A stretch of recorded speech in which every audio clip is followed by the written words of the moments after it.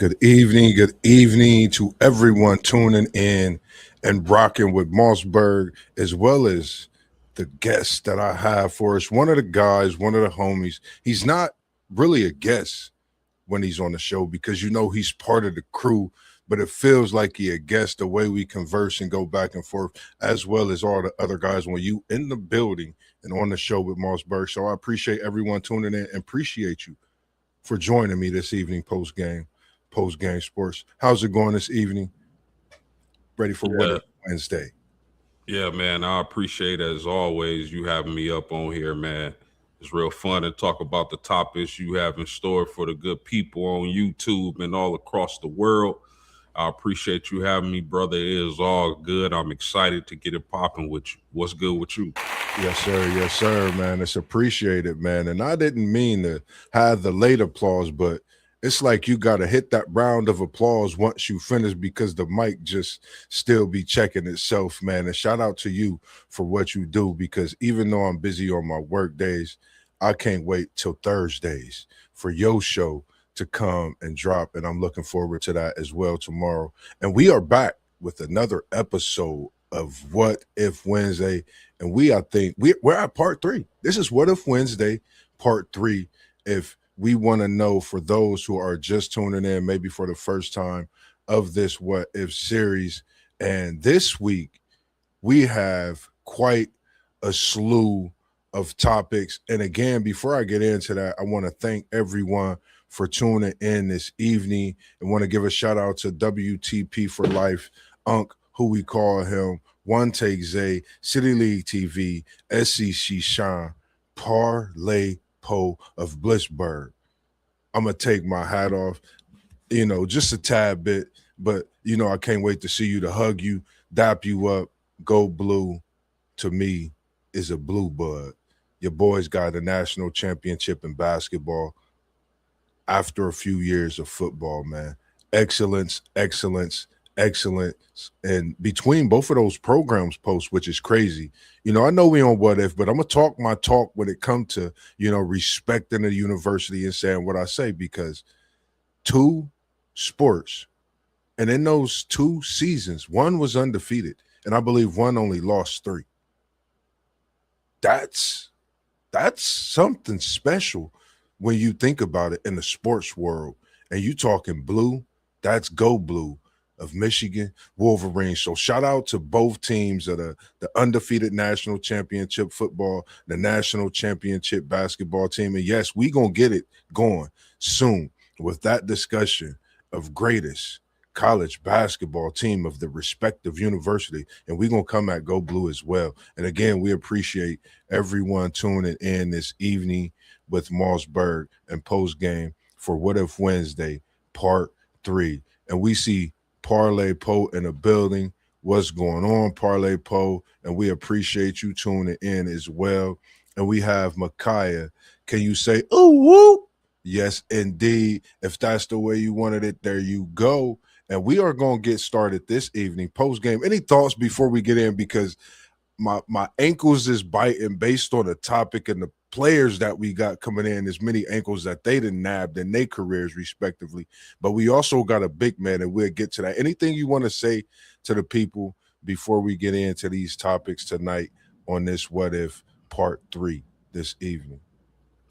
No, it's a great show you put together because it's like, you know, being a guy who grew up, late '90s, mid '90s, early 2000s, glued to the TV watching basketball.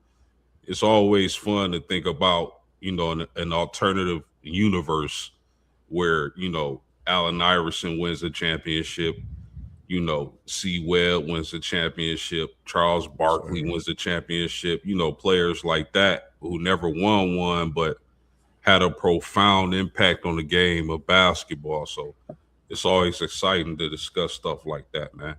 Yes, sir. Yes, sir. And we not gonna hold the people. We not gonna hold the people.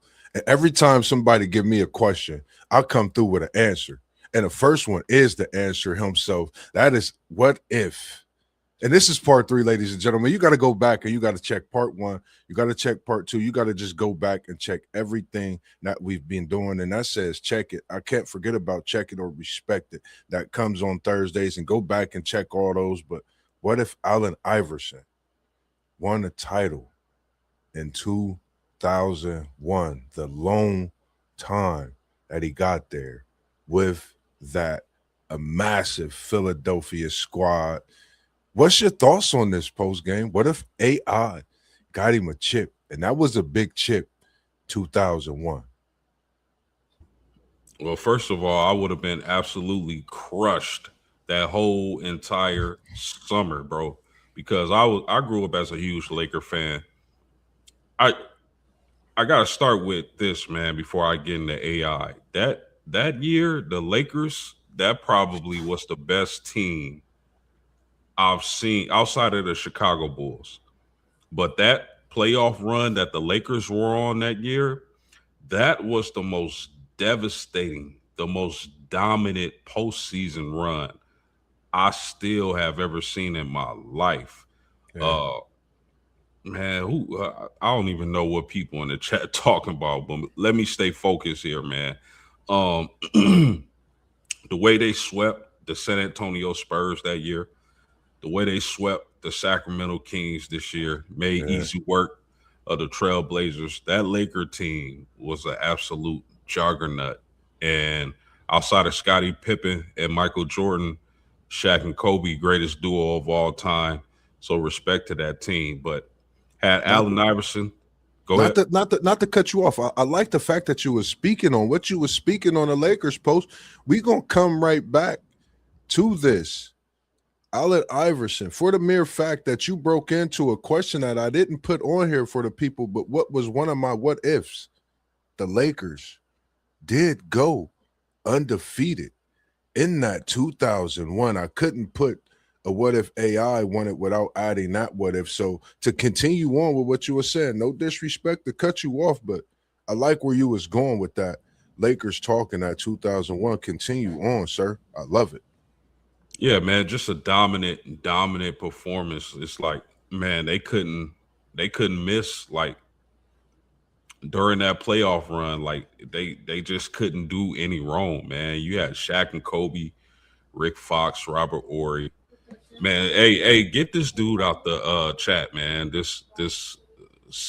don't even Disorder 71. Get his ass out of here, man. Nobody got time for that.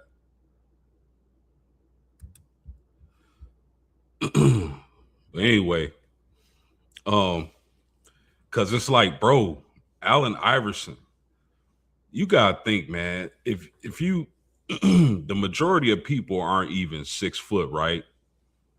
So Allen Iverson had like the youth, he had the culture on chokehold, like his influence, man, his influence, like man, hey Moss, you gotta get these people out the chat, bro. You gotta get these some weirdos in the chat. You gotta get them out of here, brother. These some straight weirdos. I banned dude, but anyway, I don't know how people have time to do stuff like that. But anyway, you here for good sports content, and that's what it's gonna be. Y'all can keep all that weird stuff. I don't know. Go to another channel with that weird stuff. But anyway, like Allen Iverson's influence on the culture, and like you gotta think, most people playing basketball aren't over 6 foot. I know Allen Iverson is rated. They say he's 6 foot. I have a hard time believing he was even 6 foot, bro. Uh, I can't hear you, but I mean the influence Allen Iverson had on the culture at that time was similar to what Steph Curry's prime was, and the Yeah. influence he had. And I think it's because if you're a smaller guard, like a lot of guards that I played against and with, 5'5", 5'4", it's easier to relate to a smaller player in the NBA. So Yeah. that's one of the reasons why I think Allen Iverson was so influential during that time. But Man, you got to think about that team, bro. Like Alden Iverson, I believe he averaged like 30 plus points that year. They didn't have a player on that team that didn't average more than 12 over 12 points, bro. Yeah, Are you kidding me? That team didn't have a player outside of Allen Iverson that averaged over 12 points per game. Now, the thing that made that team go is that they were a defensive juggernaut. You got Dikembe Mutombo in there, Eric Snow, McKee, guys like that, Tyrone Hill. These yeah, guys wouldn't averaging over 12 points. And he led this team to the NBA championship against one of the most dominant teams in NBA history. yeah, Now, had Allen Iverson won that championship again, I would have been heartbroken that whole summer. yeah, Probably when it came out my room. But anyway, they beat the Toronto Raptors, they beat the Milwaukee Bucks, and I think they beat the Pacers in that year in the yeah, Eastern Conference playoffs. yeah. You Hmm. know, I can vividly remember that series because I'm not gonna front. I was rooting against them against the teams they were playing. I like Vince Carter back then. Vince Yeah. Carter missed some big shots in that series. Hmm. Uh, the Milwaukee Bucks were Ray Allen. They were able to beat that team. So first of all, it would have been a hell of a run if Man. he was able to do that, and then you parlay that with them taking out Shaq and Kobe Lakers. It would have been an all-time historical run, bro. Yeah, And I can't even imagine how big Allen Iverson, how bigger he would have been, because he was always as big as you can get during that point. yeah. Like Totally. the crossover, the cornrows, the swagger, the shoes. I know you had a pair of those. Oh I yeah, I had a definitely, couple. I definitely had the black and gold answers. The black and gold answers were sweet, man. But it just would have took him to shot him to another stratosphere. Mm. Uh, it- man, his influence was already on fleet mode, man. I don't know how much bigger you could have got, but definitely adding a championship and the style he would have added a championship, knocking off those Lakers. Yeah, And Coach Brown, man, that was just a defensive team, man. Like definitely. that, to only have really one scoring threat and to have all the rest of the guys bought in on the defensive end of the floor, Yeah, like that was a coaching virtuoso by Coach Brown, and I give him a lot of credit. He's definitely one of the better coaches of all time, in my opinion. But man, I don't know how like bigger Allen Iverson could have got because I always thought he was humongous. He just influenced all the basketball players, all the guards that I was around back in the day. So man, if he would have won that chip, Moss, man, I don't know. Maybe he would have been able to run for president and win. man. You said it. I think you said when you talk about a city of Philadelphia, respect is respect. Allen Iverson could have ran for president in that city with a title in his hand, which is crazy to me. You know, when we think of when we talk about what if these things, and when I say crazy is because we think about those things. We didn't think about them then, but we think about them now when we have some of these things in discussions and seeing how much he's an icon today, to that city, still to that team, where he grew up in VA, so many more. But when it comes to if Allen Iverson would have been able to take down a Shaquille O'Neal, who was averaging a couple points more than him, that season in the playoffs. It was like Shaq was ousting him of what he did during the season. Like, I can oust your scoring title and go above you. And what Cole was doing, rest in peace to the great Bean, the legendary, the Hall of Famer, the GOAT himself as well. And, a supporting cast, Ori, Fox, Fisher, even Brian Shaw. I mean, it was so many players that propelled that team, but it would have been like David taking down Goliath. And they mentioned that many times in that first game. And I think for me, the difference maker was Allen Iverson being 6'7", as they say, for me in that game one that they won. And I think he gave it his all. He kept and continued to each game after that. But I think up until that point to the season, his team was like, man, this is a tougher task than what I think. I think it would have been legendary. I think probably top two, if not top greatest point guard of all time. And he played point guard, shooting guard, and we just spoke on a guard last week about this same position with the what if. So it's a lot of things that could have happened, in this time, and as we still speak on the what if. And for me, having Mutombo leading the league defensively, but the crazy thing about this, the Lakers and the Sixers had the same identical record post. And for me, I think they just ran into a team that had Kobe and Shaq.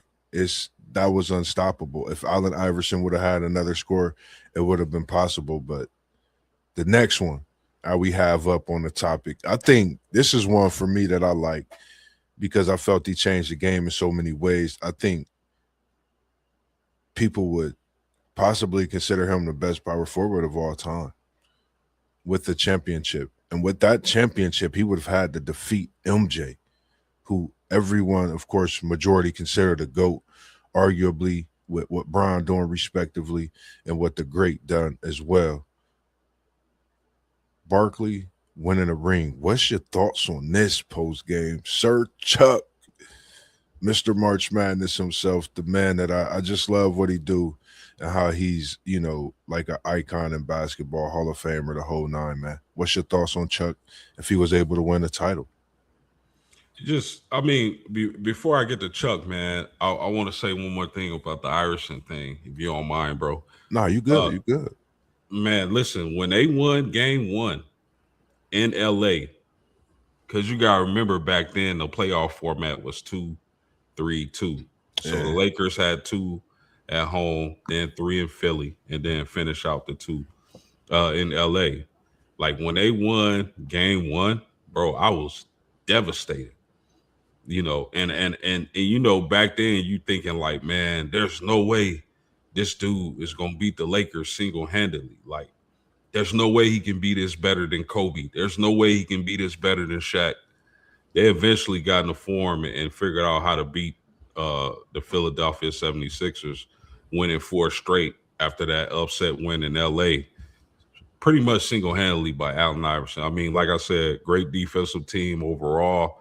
They have some Yeah. really good defensive players, but man, that to have a guy like that was truly unbelievable. Now, getting to Charles Barkley, bro, it's like, man, Charles was amazing. Like a lot of people, especially younger people, they don't understand. Like that dude was like 6'4", 6'5", like playing power Right. forward, like rebounding, like dunking on people, Yeah. like posting people up on the low block, man, turning that shoulder. Like Yeah. they don't understand how impressive that was. And his ability to score and take over a game. Charles Barkley really was that dude, Moss, Yeah. I as I agree. know you know that. Yes. Yes. But Yes. for the younger viewers who don't know, Charles Barkley was that dude on the block. Athletic, big, strong, and undersized. When you talk about the traditional power forwards of the game, I thought he was better than Malone. Hmm. Malone 6'9", Charles Barkley 6'4", 6'5". I thought Yeah. he was better than Carl Malone, bro. But if he would have won a title, first of all, Moss, Shaq wouldn't have any comebacks on their show against Yeah. Charles Barkley because that seems to be his biggest comeback is You you didn't don't get a know ring. anything about winning championships. Google Uh, me.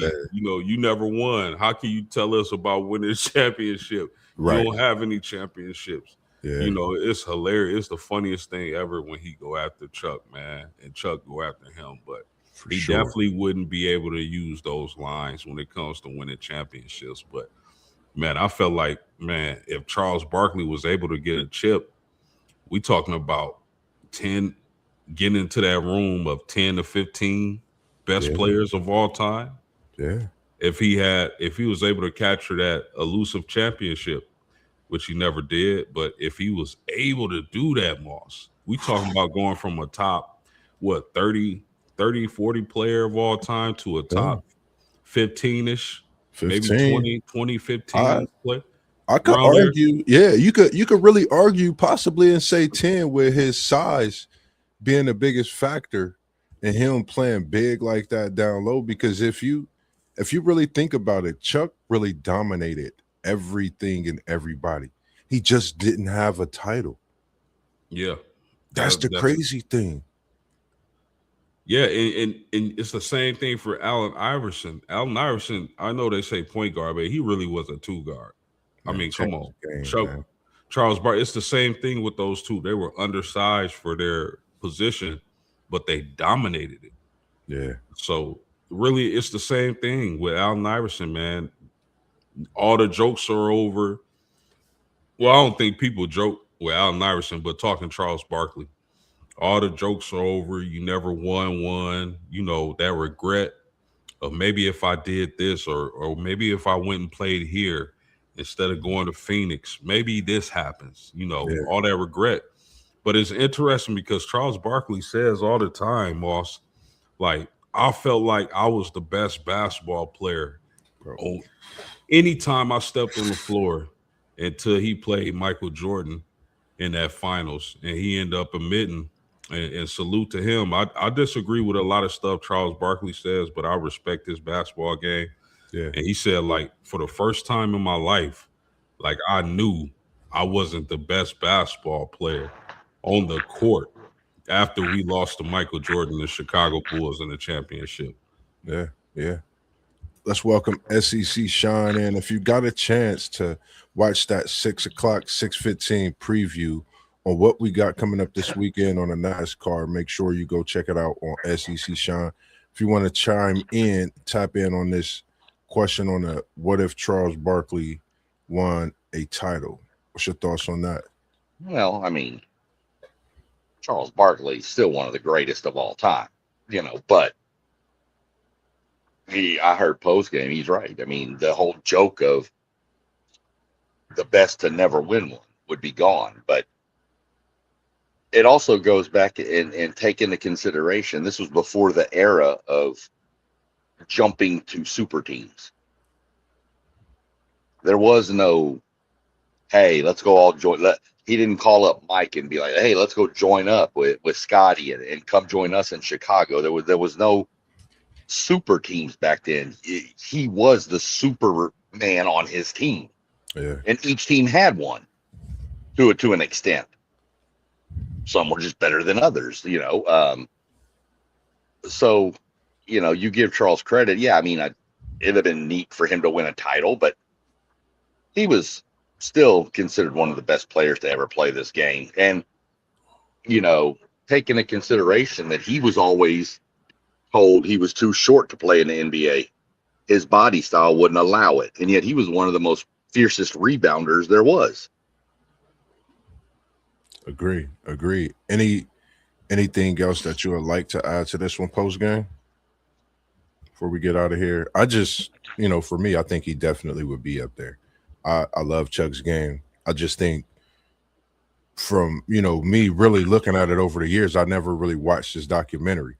So I think about a month ago, I watched his documentary and really watched, his growth, from him being a young man, all the way up and people, you know, asking him so many different questions to where he's just himself.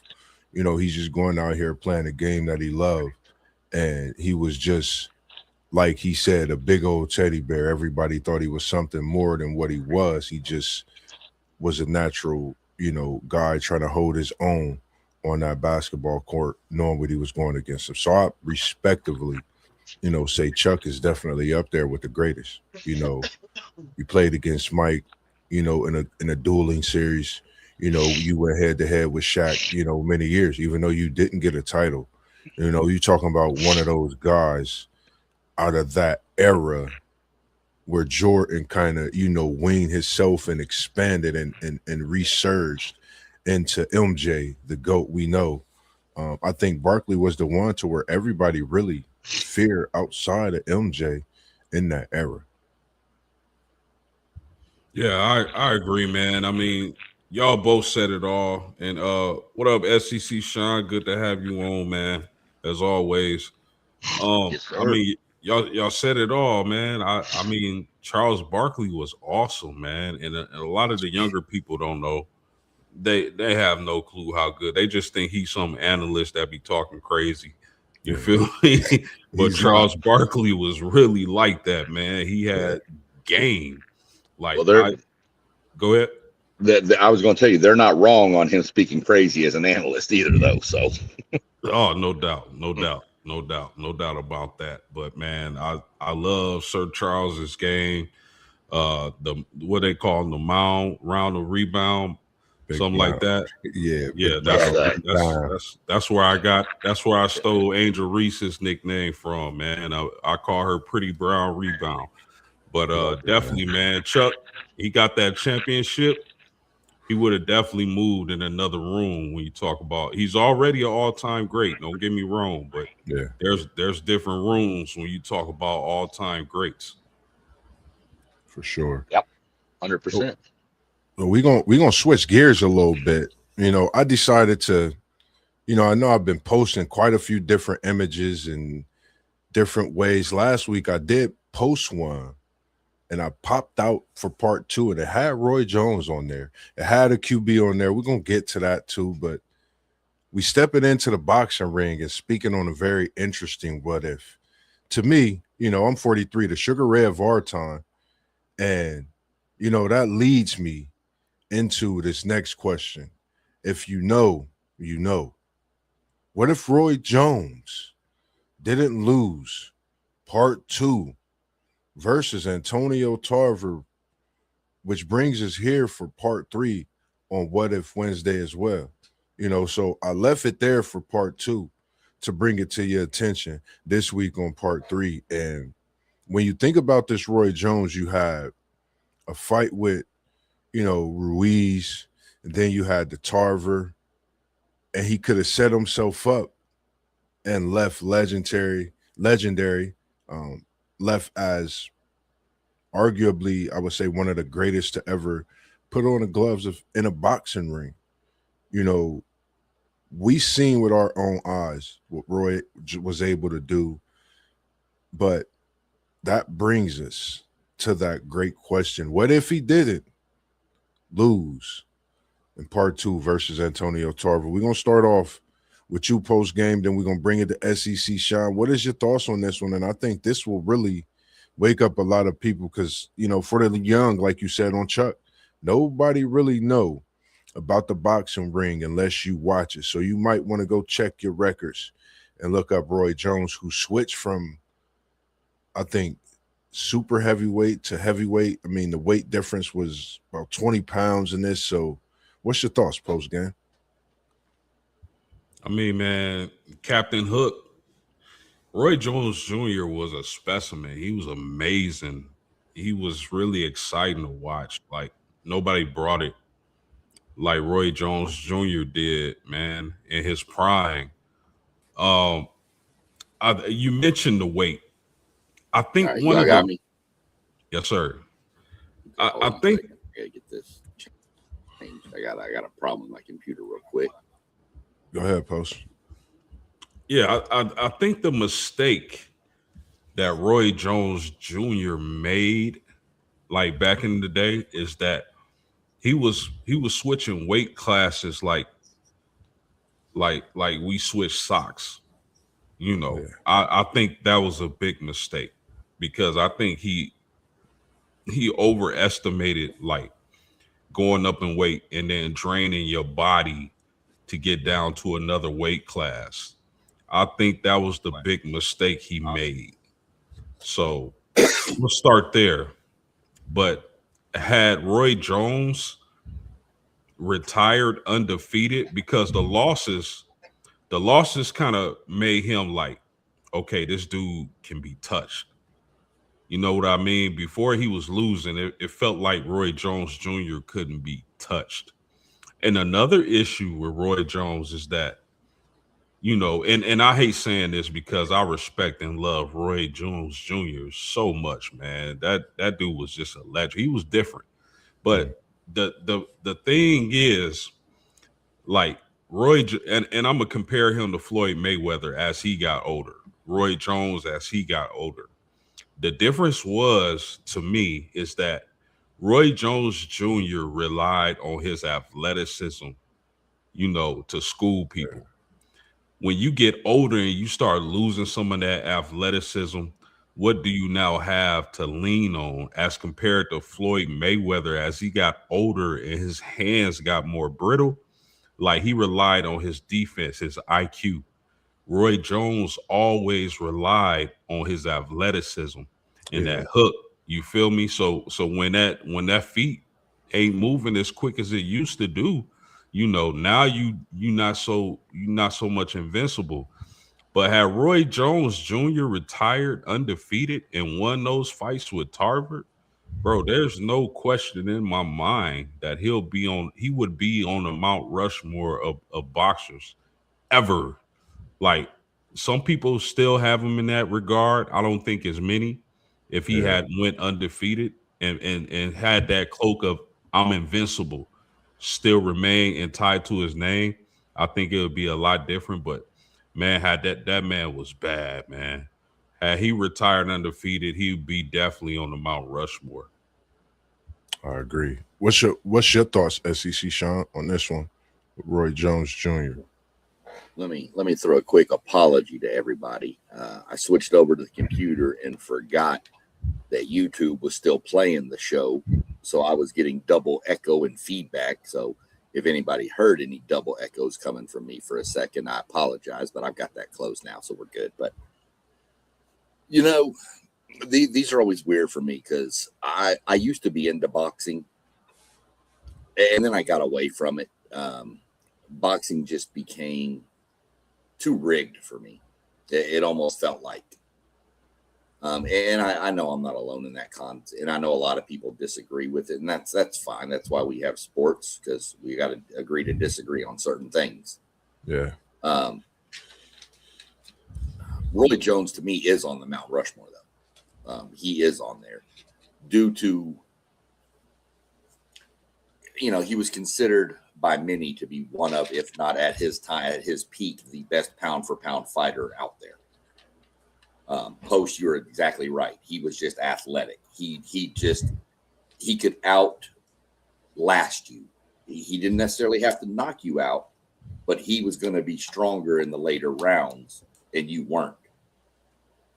And you're spot on with like you said, with Mayweather. Mayweather is so much more tactical that in his older years, it's easier to win fights. Not that it's easy to win one. Don't take that wrong, but it's easier to win one when you don't get hit. You know, yeah. There you go. The IQ. You hear about it in football. He's got a football IQ, basketball IQ. He has a boxing IQ that is probably unmatched of anything we've seen. You know, had Roy Jones, you know, the losses, I mean, I get it, you know, the loss to Tarver and stuff, but to me, back then, if I'm not mistaken, and correct me, but I think I'm right on this, he was the boxer from the U.S. that was pretty much stripped of the medal because they gave it to some other South Korean or something. Well, wasn't that Roy Jones in the Olympics? They got pretty much screwed. Yeah, that happened to multiple USA boxers, though. Right. Yeah. Right. But I remember it happening to him, and it was huge. It was massively controversial. And then he came out and dominated in the ring, in boxing circles. And to me, it brought a lot of eyes at a time when boxing kind of needed it. You know, you had a lot of eyes on it when Tyson was rolling, and then it kind of slipped away a little bit. And then Roy Jones kind of brought it back. And then Mayweather kind of carried it on. So Pacquiao was there too. But to me, boxing needed Roy Jones, and that's why I have him on the Mount Rushmore. I think he brought more attention to the sport of boxing at a time when boxing needed attention. I like it. I think, for me, and it's good to see Parlay Poe as well in the chat. And he had a comment in there, which a lot of people seen, with this fight as being, a draw, questionable. He said he lost the first one too. And, for me as being an onlooker, I instantly thought that it would be a part two, in this fight. And for myself, I was like, I think this is probably the dangerous fight, to go into, knowing that first one was kind of questionable. And as well, for me, what if? I think you're talking about the greatest, arguably, we still have Floyd being people's choice, but I think Roy Jones would have, been at the top of that list, without a doubt. That's just my thought when it comes to that as well. For me, my next what if, I'm just going to snag into this one, not with the homer. I seen a Bengals fan in here. Shout out to you. Appreciate you tuning in, and Hude as well to you.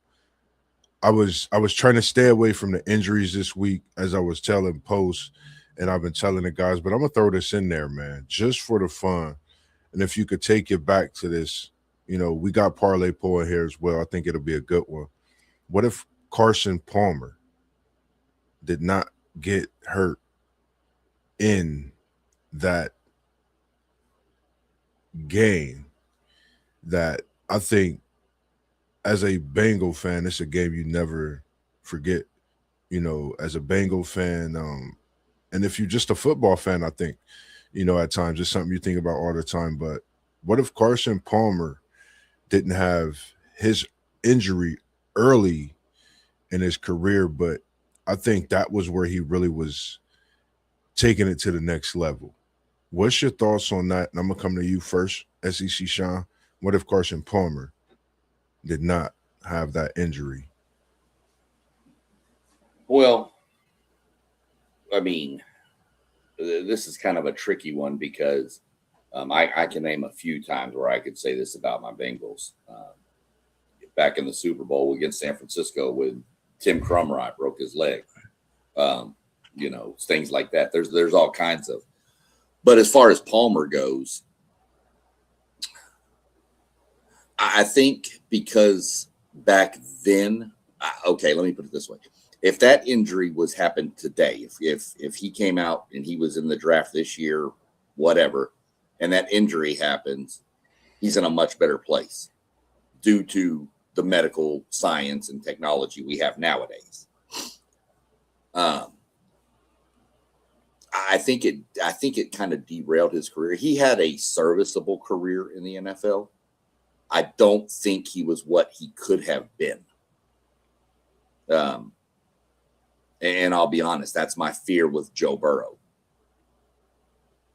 Now Joe has the better medical teams around him and stuff, but to me, Carson Palmer was the savior for the Bengals back then. That's how we looked at it.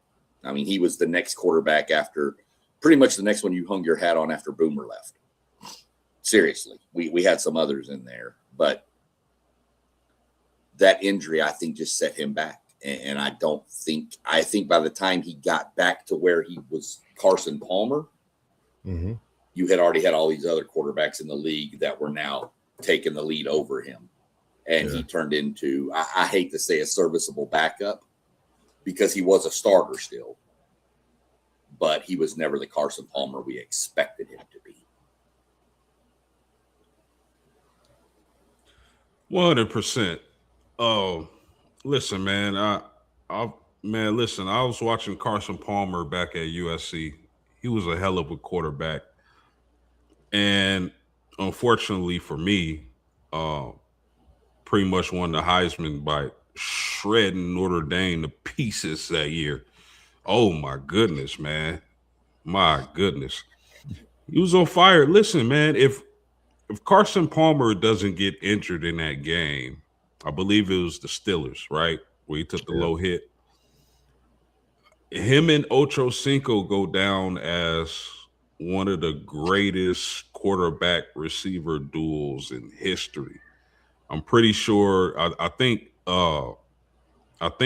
SEC Shine pretty much said it, but I'm pretty sure we weren't able to get the best out of Carson Palmer due to his injury. And like he said, like the medicine isn't what it is, the technology isn't what it is today. Yeah.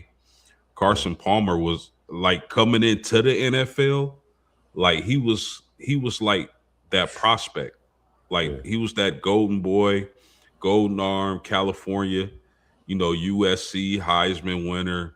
I think he would have shredded a lot of records and possibly would have got a Super Bowl, man. Like I said, him and Ocho Cinco probably would have went down as one of the top, five wide receiver quarterback duels in history, man.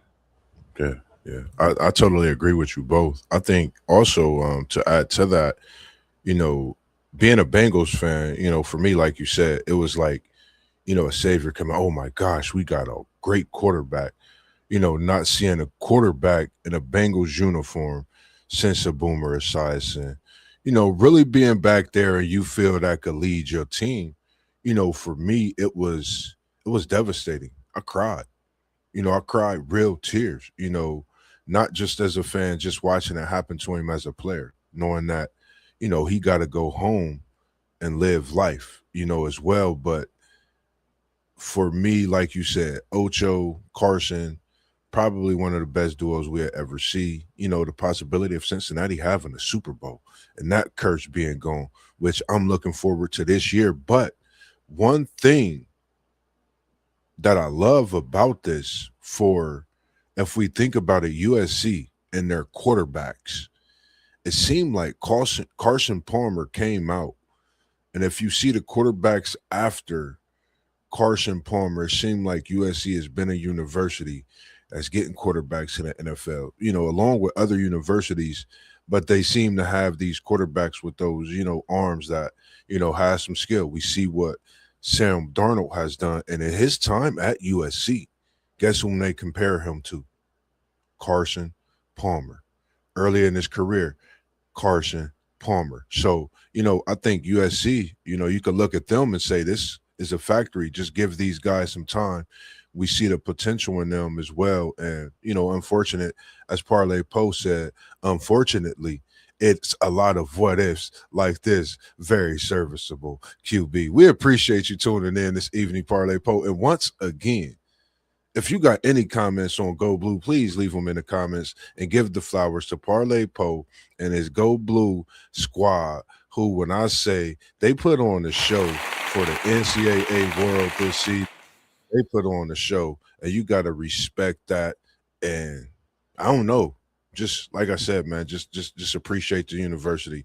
And not to mention, I'm glad you in here, Parlay Poe, because y'all got a Frozen Four that's tipping off tonight at about probably right about now. What was that? 8:30. So shout out to your Go Blue Michigan Wolverines in that Frozen Final Four, the Frozen Four as they call it, man. Shout out to what they're doing. And just me, I'm gonna throw it out there, man. They're blue blood. Before they talk about Michigan being a blue blood, you heard it from MossBurgh. If they haven't said it, but I'm gonna say it, they have blue blood. Just my opinion. They say North Carolina, not. I'm gonna say Michigan could be opening the door and walking right on in and putting themselves right where they need to be. As for, anything else, is there any, just before we get into the next one, anyone if that could come off the top of anyone's head? I'm going to start with you, Post, then I'm going to come to you, Shine. Anything that you could think about that we could tap into off the top of your head, maybe? Yeah. I mean, we can go all night with what ifs, bro. We can stream to about 5 a.m. on the what ifs alone, dog. Yes, sir. Uh but I mean, one for me would be what would have happened if Peyton Manning never had the neck injury? Like and stayed with the Colts. Like how would his career would have ended? I know he went to Denver and you know they were really successful. I mean, he still got the passing touchdown record to this day from that team.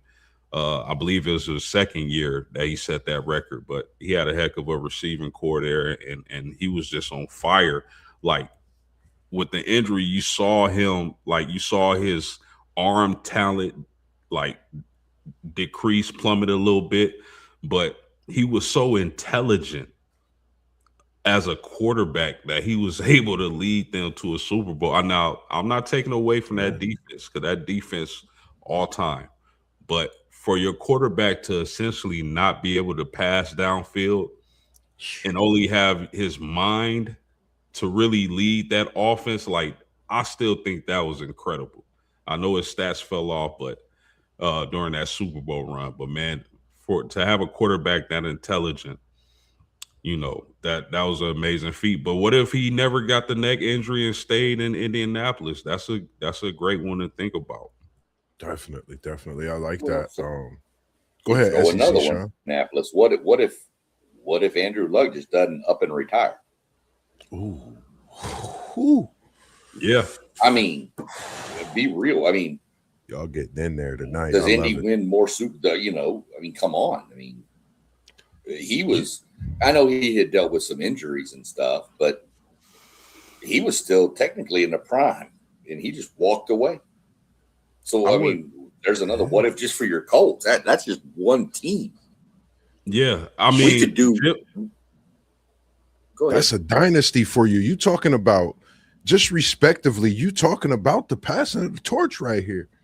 You talking about the passing of the torch in an organization in that time where, knowing what Brady was doing in NFL. I see your questions coming in. I appreciate you, Brother Barnley. We're going to get to that as well post-game, because that's why I had that FSU logo. And we going from part 2 and bringing it in to part 3, as you've seen the Roy Jones, you've seen the Carson Palmer. And I appreciate this. And as I was getting back to it, the dynasty, because you have a Peyton Manning in an era where they thought Brady was the greatest. And one time during that streak, and I still felt that I like Peyton Manning because of what he was able to do. And post game, being the coach, being in that backyard, bending air in South Bend, knowing what they were going through, that would have been special. It would have been a torch passed on to, I would say, Manning pushing Luck to continue on what was built, you know, and having Luck in that short career. I think we would have seen something special. And then you talking about how Brady had just those years in New England. You talking about, I mean, a century and some in Indy that could be going on, and even passing it to Daniel Jones.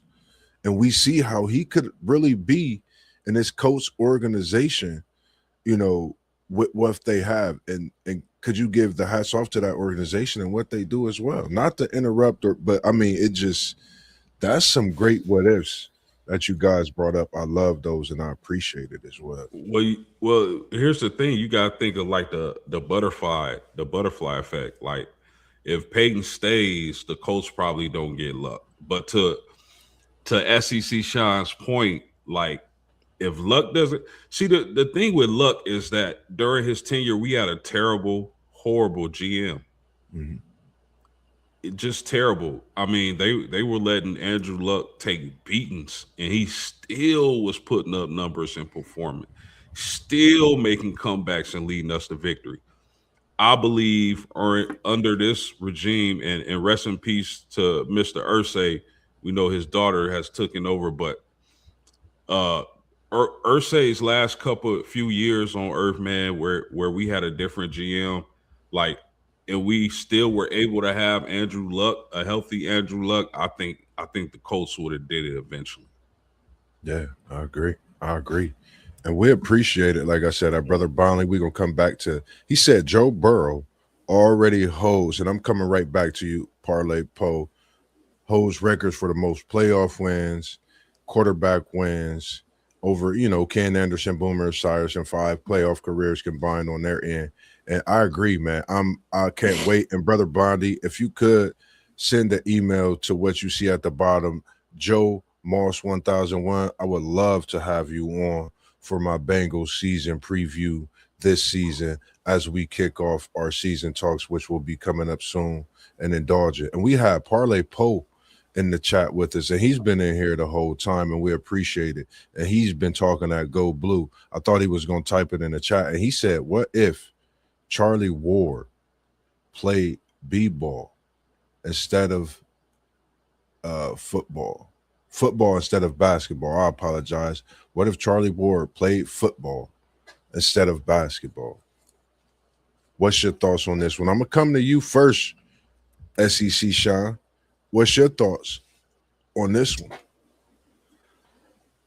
On this one, this is a toss-up. I mean, Charlie Ward was dynamic at both of these. Quick little story about Charlie Ward. I actually had dinner with Charlie Ward at a Golden Corral in College Station, Texas. Shout out Golden Corral. Y'all can sponsor us if you want. Yes, sir. Yes, sir. It wasn't just me. We were parent and code. We had a 7-on-7 football team for our high school. We were at the state tournament in College Station, and so was the team he coached. And one of the coaches on our team with us was Todd Scott, former NFL safety from the Minnesota Vikings. Mm-hmm. And he knew Charlie Ward. And so we sat there and timed it up with Charlie Ward. And while our players were recruiting his quarterback to come transfer to our high school, his quarterback named De'Eric King. So that's a little quick story on Charlie Ward. But oh yeah, Charlie Ward was dynamic as of an athlete, as we had numerous of them back in that day. Bo Jackson, Dion, Charlie, numerous two-sport athletes that you just don't see anymore. I honestly think Charlie could have been sensational in football. I think Charlie chose basketball more for the non-injury aspect, if that's fair to say. You get into the NFL, I don't think Charlie wanted to be getting hit by 260-pound linebackers running 4.4s at him. I don't really think that was in Charlie Ward's. He was okay. He was okay driving the lane and having Bill Lambier knock him to the ground or something, but he wasn't real keen on, like a Lawrence Taylor type just taking his head off. So I think he chose the path of least resistance. But I think he could have been dynamic at it, either one. He was a phenomenal athlete. Yeah. I agree. I think the thing about it was Charlie Ward was probably ahead of his time when you talk about football. Basketball, and that's probably why he chose to take the basketball direction, as SEC Sean just articulated, which I 100% agree with. I mean, you talking about a Heisman winner. I think he would have been great in the NFL. The only problem is does he even play? I know Charlie Ward is a little smallish when you talk about quarterback, so I think he made the best decision for him. But my man, Brother Blondie, what if Jerry Jones didn't fire Jimmy Johnson? That's a hell of a question. Real quick, Post. I like that too. And I think, it's crazy because he would have got picked to the Kansas City Chiefs possibly. So could Charlie Ward have been that guy that now, guess what? We seeing and seeing the new level of what Charlie Ward could have been doing years ago and what Mahomes has done for the Chiefs. I'm gonna leave it at that, and we can come back to it. What was you talking to him about post game? Go ahead with it. Real quick before we jump onto that one, Post, because that's a big one I want to hit too. Yeah. But another thing on this whole Charlie Ward thing, you are dead right. He was ahead of his time. That was not the quarterback that people drafted back then. He would have been asked to go to wide receiver, kick return. He was not going to be a quarterback. I'm not saying he couldn't have. I'm saying he wasn't going to be a quarterback in the NFL in that era. Oh, exactly. Special. Man. I wonder if him and Mahomes could sit down for a talk and just, man. No, because Moss, if you talking because you got to think, when was this? Like 90 what?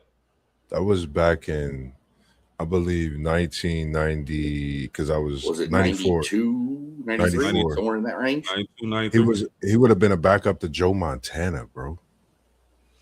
Yeah, bro. See, now if you talking, art right now, he probably been a first overall pick. But you talking 93, I just think he made the right decision, Yeah. Yeah. That's a great, I love that question though, because like that's something I never, thought about. And you think about, like you said, the Charlie Ward, and for him to go do basketball, and for it to, would have been to the Kansas City Chiefs. And now we see a Mahomes who's doing what he's doing, winning Super Bowls, building that dynasty in Kansas City, and doing some of the same things that we seen, Charlie Ward do at Florida State and become that Heisman Trophy winner, which we already know. He still holds that record, Heisman Trophy. But you going and getting drafted, doing your dirty work for the New York Knickerbockers, respectively, and major feats there. So, shout out to Charlie Ward and his career and what he did from the University of Florida State on now, who he was raised by, is, the whole nine, man, as well as everyone else and what you do that we come across and we mention your name in these sports talks. We appreciate it. As you you could go ahead and handle this one, Post. I seen you in there rapping with Brother Blondie, and we appreciate you tuning in this evening, Brother Blondie, with your great comments and this great question that the guys will tap into. What's your thoughts? You could go ahead on this one, Post game.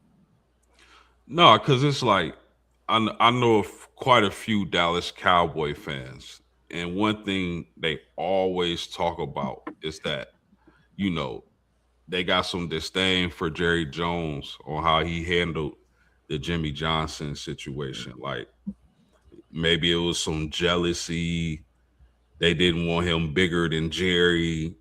Little petty stuff like that. But man, if they keep Jerry Jones, because I believe they won one after Jerry Jones, right? Yeah. But had they kept Jerry Jones, Jimmy Johnson, I mean, man, could they have went like multiple more years in a row in the Super Bowl? Because the team was intact, man. They had an overwhelming offensive line.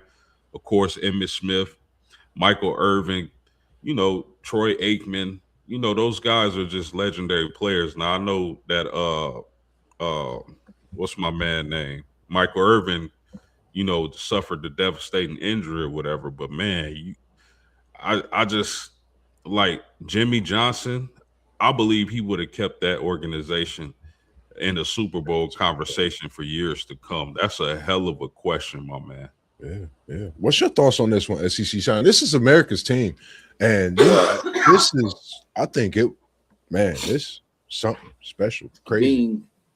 Being from the great state of Texas. Yeah. Back then you were, even before you had one of two options. You were a Cowboy fan or an Oilers fan. I was always a Bengal fan first and foremost, but Dallas used to be my second team.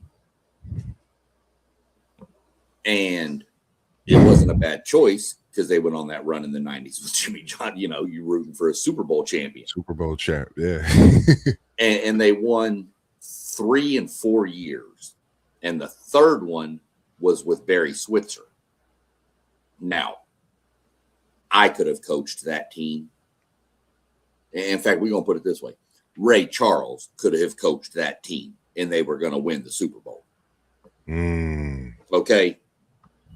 Barry Switzer was just a figurehead on that. That's all he was. He did not have to do anything. Troy Aikman ran that offense, and you had a defense that was just ferocious. So I can tell you, I flipped, and I became a Texans fan and left the Cowboys alone when Jerry Jones did that, because that showed me that you're either Jerry Jones or you're nobody in his mind.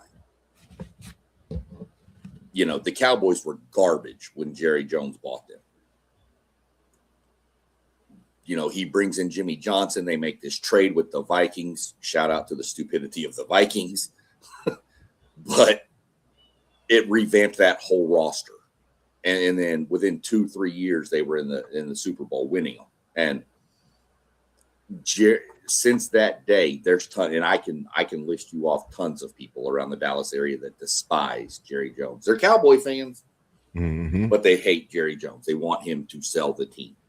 Yeah. And that's the reason why. Because if they don't get rid of Jimmy Johnson, the Cowboys in the 90s probably win 3 or 4 more Super Bowls and are probably talked about like the Patriots are of recent memory, if not more. Yeah, I like that. And again, man, Brother Blondie, at Brother Blondie, man, we appreciate you. Shout out to you coming in with the great comments, questions. And again, man, you could definitely email me. You could check in with us, and you could check out WTP Sports Dudes, WTPSportsDudes.com. You can get the full view of us all. You can check out our website. Don't forget that. And make sure you tap into all the channels you see at the bottom, all the great nutrition and sponsors you see at the bottom as well. And I am your head cook at KT's Good Eats, and we got some special things that's going to be cooking up for the people throughout the city coming up in May, as well as some pop-ups for those egg rolls that you always talk about. But not to keep you away, just real quick, we at about an hour, and we, getting ready to hit the showers, very soon. But for some, they up and they watching us. So we going to give them what they want to see. Anything you want to say post game, yeah, come at it. Talk to me. We here. Yeah, before we wrap it up, man, I gotta get your opinion on something because yes, sir. Angel Reese was traded to the Atlanta Dream, and I think that was a humongous deal. Like it could change the landscape of women's basketball. What was y'all thoughts on her? Because you think about this. I know that Brittany Griner is unrestricted and Jordan Canada is unrestricted free agent. They should bring those 2 players back, because to add them with Alicia Gray, I think Atlanta, I mean, they were good last year. Now you bring in the premier rebounder of the league. Like, that was awesome. I just want to know y'all thoughts before we close out on that. Not super big following of the WNBA. Keep up with it a little bit, but that did pop up on my feed, and that's how that tells you, for somebody who doesn't really do the WNBA. I keep up with the Dallas memes. I don't know why, but I do. But for something like that to pop up tells you how big of a news story it was on my feed. Okay. Yes, I know who Angel Reese is, and she's a dominant rebounder.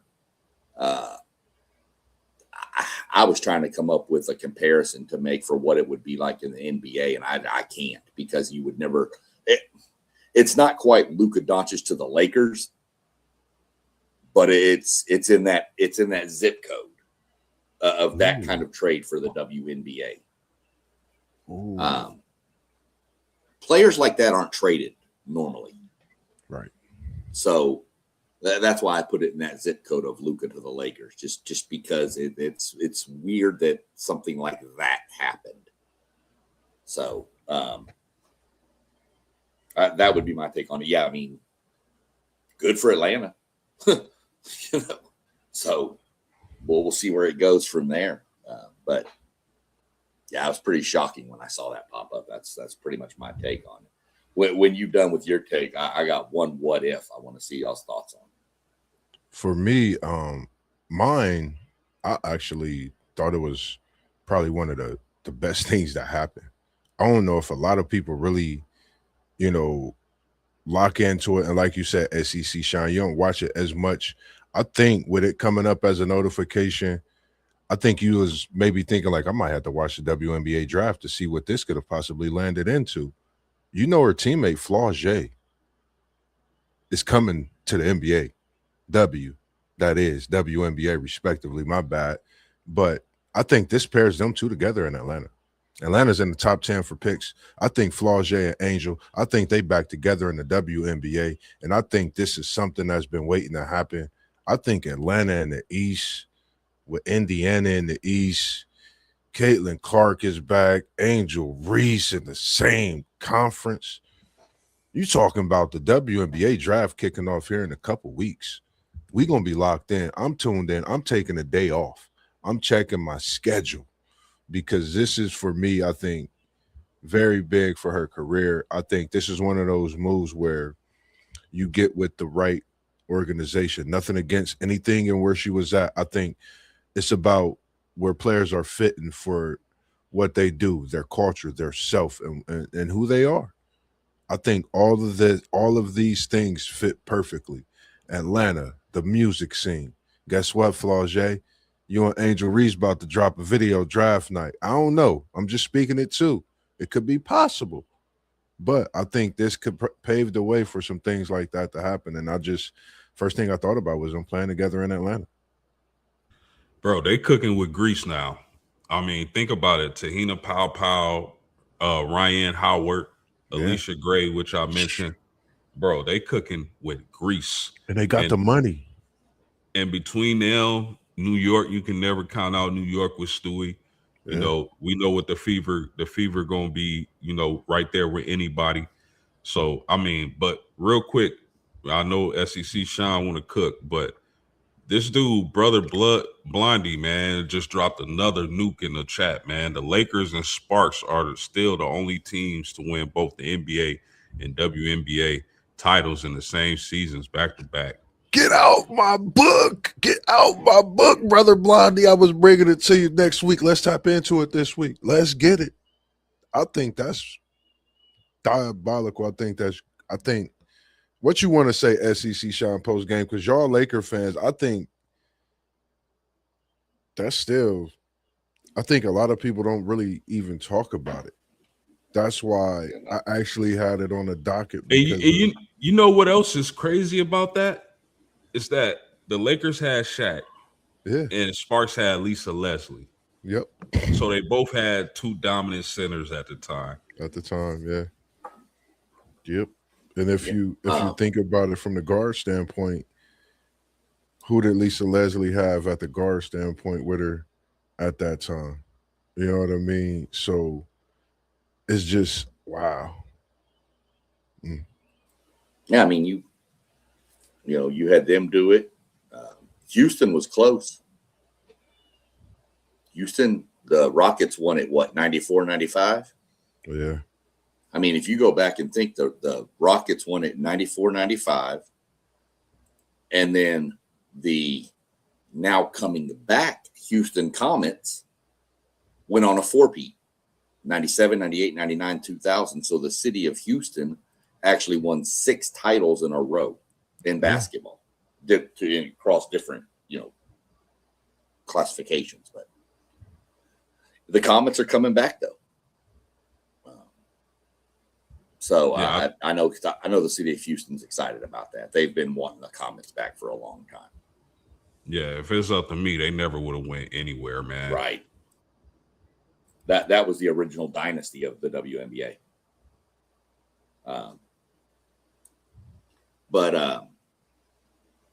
Yeah, I mean, brother Blondie got some bangers coming out at us here. Love it in the chat. Love to see it. I don't even know if I know brother Blondie, but like I said, I appreciate you tuning in this evening. We're gonna have to email, we're gonna have to network, we're gonna have to chop it up because I would love to have you on and feature you, and not just a conversation with MossBurgh, but bring you on for one of our what if episodes as we continue on and on throughout this year with these shows. Brother Blondie, somebody we don't know. Right. Make sure you subscribe, my brother. Yeah, wherever channel you watching this at. Subscribe to them all. That's Jam is what he says. Okay. That is our encyclopedia Jam in the building, ladies and gentlemen. I do apologize. We normally see Jam's face at Brother Blondie, and I'm gonna make sure because he actually have his own YouTube channel, and we also should subscribe to his because when I say that encyclopedia is open and that book never closes, He's hitting you with gems each and every time a conversation. Jam, we got to have you on for what if one of these episodes. And again, man, we appreciate you coming in with these great thoughts and dropping these gems and jewels and another great show on this Wednesday evening. Hey, Moss. Yes, sir. Hey, did Rod come out of nowhere, dog? Came out of nowhere in the building, and that is Unc in the building. And when I say he is enjoying his vacation, hopefully you got your feet kicked up right now, Unc, just enjoying. But it's good to see the CEO of WTP Sports Deuce, the man that put us all together and given us the platform to do what we do best. And again, man, we appreciate it. And we just getting started. We just getting started. And I think everybody know what we mean when we say that, when I say that, I love what we do, man. And SEC Shine, not to keep the people waiting, we coming right at you. What is that? What if that you got for us this evening? Crack it open. Little bit off the chain here. I'm not going to go into my NASCAR realm because nobody would really have a what if on it. But we're going to go into baseball. And a few years back, there was a player had all the tools. The next 5-tool superstar was on his way. Got injured in minor leagues, was drafted number 1 overall, got injured in the minor leagues, got hooked on drugs, got suspended forever from baseball, indefinite ban. Worked his way back, came back, and put on one of the best home run derby in Yankee Stadium, and it was Josh Hamilton. The kid was built different.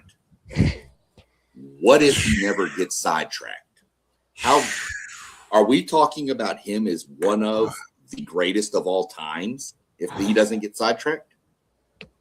Easily, in my opinion. My bad, Post. Go back. Rewind. If I could rewind the chat, SEC Sean, can you come in with that again, please, sir? Because that right there, I think you just dropped another explosion with that one. Number 1 overall pick for the Tampa Bay Devil Rays back then. Was drafted number 1 overall. And actually, if you want to know, drafted overall in the 2nd round, number 1 was Carl Crawford. Josh Hamilton came out of North Carolina with everything: speed, power, arm. He had it all. Hit for power, hit for average, run, throw, play defense. He was in NASCAR world, there's a guy named Joey Logano. And when he was 16, people called him the next best thing since sliced bread. That became his nickname. Josh Hamilton was above sliced bread. This kid was going to, I believe, break most records in baseball and got sidetracked on drugs when he got injured. My question would be, if he doesn't ever get sidetracked, is he one of the, are we talking about him like we talk about a Barry Bonds, like we talk about a Mickey Mantle, a Babe Ruth? Is he in that category? Post, I know you said yes a minute ago. I'm 100% with you. I think he's breaking numerous records. I don't think it's close. I gotta agree with you on this one. I mean, I remember that story vividly, man. Like, I remember being friends with a lot of baseball guys. I'm a Yankee fan. I love my Yankees. I really tune in when it comes to postseason. But I remember that era with Hamilton, and as you was telling the story, like, I knew who you was talking about, but I forgot the name.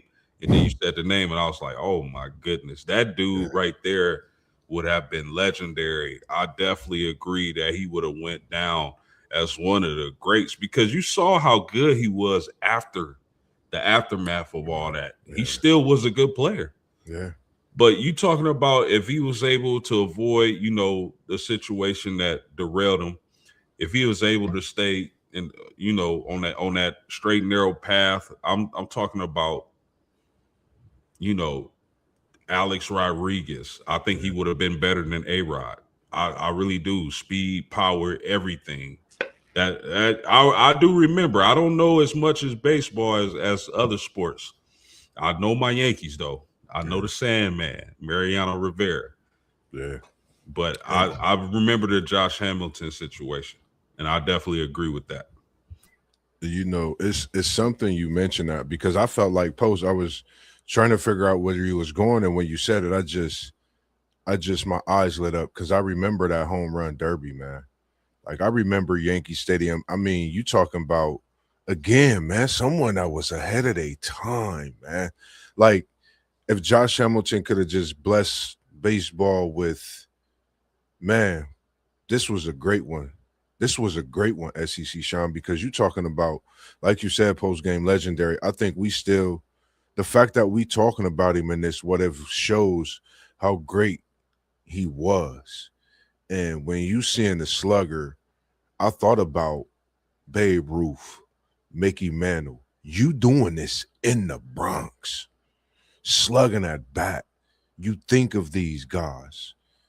You don't think about nobody else when he's batting the ball. You forget it's Hamilton with the first name Josh. So, you know, for me, this is, I think you're talking about a legend. I think you're talking about someone that's just above and beyond baseball before we, you know, officially seen some of these balk sluggers and what we see today. Josh Hamilton was him. Great one. And Unc said, go ahead. I saw that. I was going to hit on that in a second, but as a Rangers fan, which I know that's going to tick off your Unc over there, being an Astros fan, and I'm a Rangers fan, it seems like he just hates every team I like. Man, on the opposite side of the fence. And that's fine. That's wwhatever. I mean, somebody's got to be right and somebody's got to be wrong. I hate that you're wrong, Rob, but it's cool.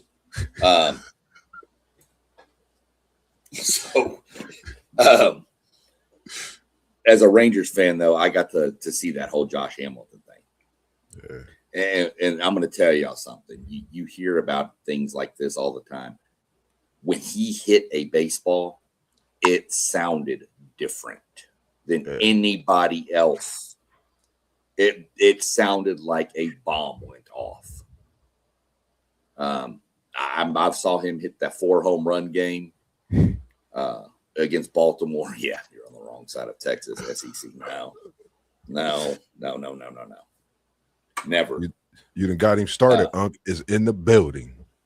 No, it's fine. It's all good. We got a big baseball series coming up this weekend. I'm gonna tell y'all right now. The return of Jim. I can't say what I want to. That starts Friday afternoon, don't it? It starts Friday. Friday. Okay, I'm gonna have to get it. I'll probably watch some highlights Friday night when I get off. Yeah, I can't say that coach's name, but it made me throw up. So that's going to be a big series this weekend. But yeah, I mean, that was just something that popped into my head during the whole what if thing. Is what if that just stays? No, that's an excellent one. That's a really excellent one. That's a really good one. And to Rob, man, you know you my dog and all, but man, listen, my Yankees hot to start off this season, brother. You already know it. Them Astros got to catch up a little bit, dog. Tell them, Post, they just got swept by the Rockies. You said by who? The Astros just got swept by the Rockies. Well, he ain't gonna say that. This just a get back season for the Yanks. We know where we coming for this year. And my Rangers just swept the Mariners, so we sitting in first place now.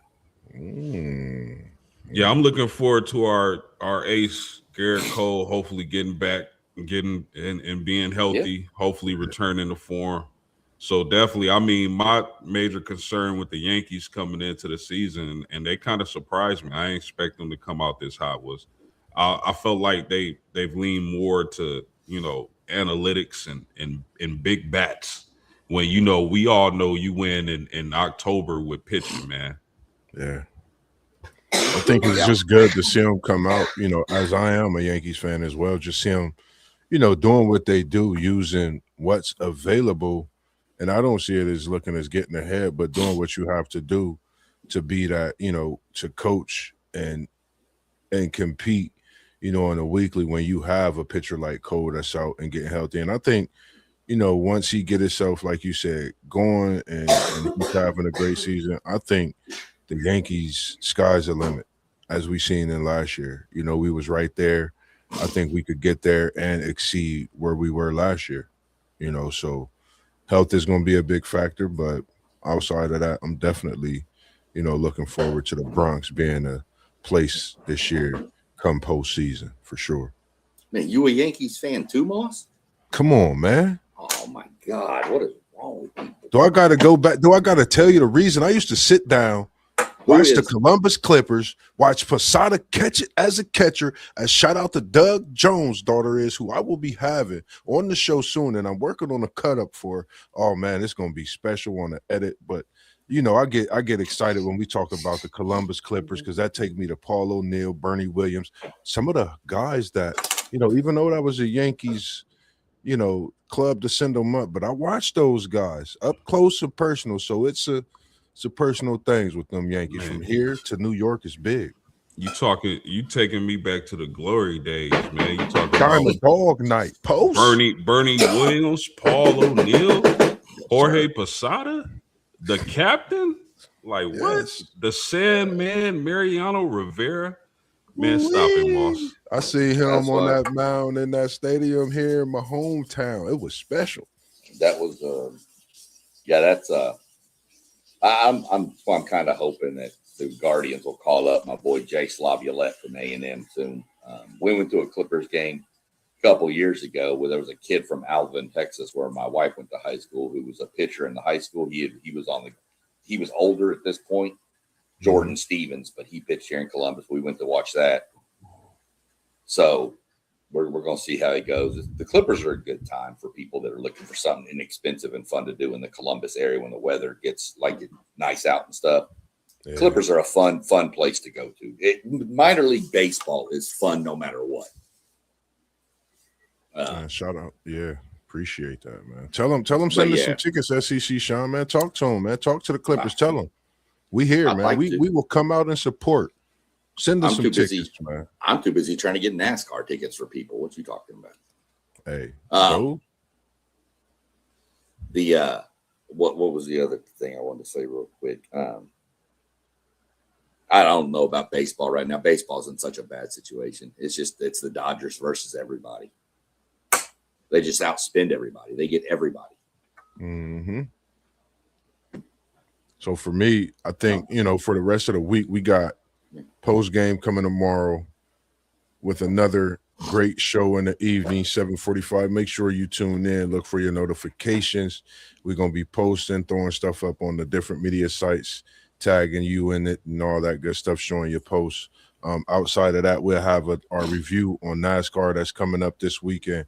And make sure you tap into the NASCAR reviews that SEC Sean is diving into, because I've been working on the edit as well for him too. And I just been watching that edit for the last couple nights, just working on it and just seeing us there as a team, and can't wait to get to one of those events, because one of the things that threw me, and it's so me, and I said, I have to get to one of those events. I have to do a better job outside of my schedule.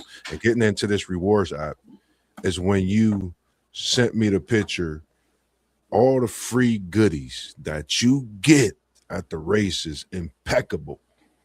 It make you want to be a fan just seeing that video, man. So shout out to what you're doing, but man. That was just the stuff. That wasn't even counting the fact you get tickets for free. Man. So many things. And I was just like, I was blown away. So I definitely got to tap into my NASCAR reward app a little more outside of this crazy schedule that I'm slowly getting away from. Starting next week, I'll be able to be on with y'all more, have a little more availability, which is what I've been trying to do for us for, you know, this year moving forward. So outside of that, anything that you want to say to the people, we'll bring Post back in as well. Post, real quick, I got a question for you. Tomorrow, are you going mock? Are you drafting it? Or are you doing respect it or check it tomorrow? Post might have got tied up. I think he might be doing another episode of that check it or respect it. Okay. I think he might be doing another. I'll keep a lookout for it. I'm not, like I said, okay. I don't know that I'll be on tomorrow with my getting prepped for my son and my two twin granddaughters to show up, who we just found out they are now expecting another child. Grandpa SEC Sean. SEC. Congratulations. Congratulations, I'm gonna have to start tapping into some oil money somewhere real soon. Hey, by that time, listen, that's why we here doing what we do, because trust me, they gonna enjoy the fruits of the labor that we put in, man. And I just know it, I see it, and I know we not doing what we doing for no reason, man. It's just always great and being able to do what we do. And again, I appreciate what you bring with that NASCAR, because like I said, I have to tap into it a lot more myself in that availability. But like I said, I opened it up so I could start coming on those Wednesday shows prior to mine and tapping into some of those races through the week as well myself. Yeah, for sure. So, for sure on Tuesdays, y'all, on Wednesdays, for sure, y'all tune in. I normally hit about 6:15 to 6:30. Go about 45 minutes, and then I turn it over. We get a break, and then Moss normally jumps on with this show, which is a phenomenal show. This is the first time I've been able to jump on live with it. Appreciate it. Y'all go like, subscribe to all the channels you see. Look, he mentioned the website. I'm going to throw it out there. We're on Patreon. We're going to put some content. We want to get some paid subscribers on our Patreon. We're going to start having giveaways. What we get in from the subscriptions, we give back. Okay. We're on Patreon. I'm on TikTok. I'm on Instagram. I'm on YouTube. I'm on Patreon myself. Moss is got Instagram, TikTok, YouTube. I don't know what else you got going, but we're trying to get out to as many people as we can. And look, it's not all about money for us. It's not what it's about. We love sports. We love chopping it up. Anything that comes from it, we will give back to the people who support us. So, yes, sir. Yes, sir. Like I said, I got $25 worth. If I can get $25 on my Patreon, I'm going to send somebody a piece of sheet metal signed by the Wood Brothers race team. Yes, it's that sir. easy. So, y'all follow, like, subscribe, hit the notification bell to all of us. Tune in when you can. Drop comments, even if it's after the show. We have comments. You can leave them after the show's over. Leave your comments. We'll respond to them. Somebody will. If I see it, I'll respond. Moss, somebody will respond to it. So other than that, I'll quit my rant about trying to join us and get some subscribers. No, you good. As we always do, man. Next week, I don't know, man. I might change it up and come at you with a what if part 4. But just know MossBurgh gonna be knocking at your door. The notification's gonna come to you post game. I'm coming at you. Did you have anything else you wanted to say to the people before we get up out of here, out of the building this evening, as we continue to do what we do best? No, just a great show, gentlemen, man. I appreciate y'all. I love to chop it up with y'all. Make sure y'all like, share, subscribe. It helps us out tremendously, and we appreciate y'all's support. Yes, and don't forget, tomorrow night, 7:45, man, we bringing y'all another one. We got Respect It or Check It. Make sure y'all tune in, man. Yes, sir. Check it. Respect it. You heard him, SEC Sean. It's another one. Part 5. Is that part 4? Part 5 coming tomorrow? Post game is alive with it. So make sure you tune in 7:45 tomorrow evening. Tap into all the channels. I'm your host, MossBurgh of Level Up Sports 10. As SEC Sean said, I'm on all your platforms, Level Up Sports 10. Tap in with me. Go check out the edits. Go like, go subscribe to everything. Patreon, Spotify, every channel you see at the bottom. And come out when you see that KT Good Eats post, because it's your boy MossBurgh cooking up. And as WTP, man, Unc, we appreciate what you do for us. We out this evening. We came in the building, the City League TV said. And now we out. And always, as we do, peace. Y'all have a great evening, and we appreciate you all tuning in.